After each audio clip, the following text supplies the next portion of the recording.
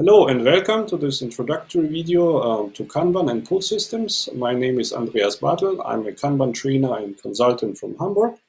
And today we are going to talk about Pull systems in general and how these works inside the Kanban management method. Let us have a look how the Pull principles work, inspired by production. Imagine a simple situation like an A process and a B process, and downstream and potentially further processes like C, and how the work usually flows.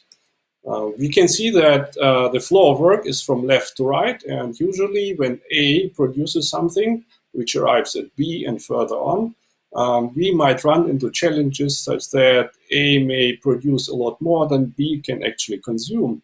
So there's an elegant solution to that has been invented by the Japanese, specifically Toyota, through the introduction of a buffer. So from this point of view, B do not get direct work or work results from A, but it pulls instead of push from the buffer. And on the other hand, A is replenishing the buffer, so basically producing to fill the buffer.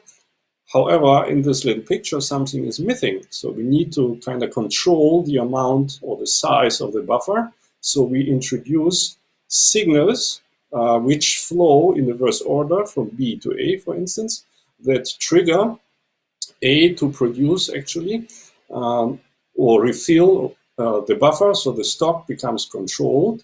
And in this situation, there is no push anymore from A to B, but in summary, B is pulling from the buffer, the controlled stock, and when B has capacity again, it signals, usually in production, these are the Kanban cards, to A, that A can start work again and produce in order to replenish the buffer.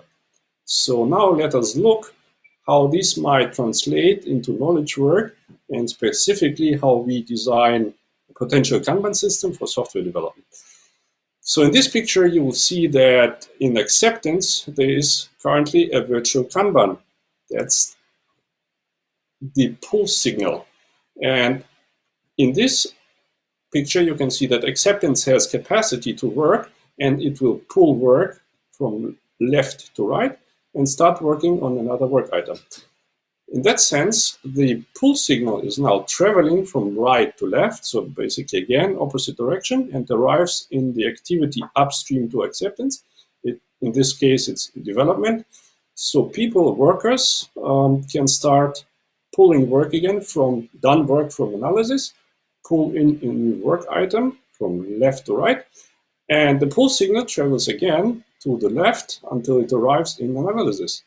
So here again, we have a signal for capacity, and work can be pulled from committed into analysis and started. And again, the pull signal travels from right to left, arrives at the commitment point, and this is the signal where system replenishment can be started. It can be started either ad hoc, so on demand when capacity is available, or you can agree on a regular cadence, for instance, weekly, monthly, bi-weekly, to replenish the buffer according to your own needs.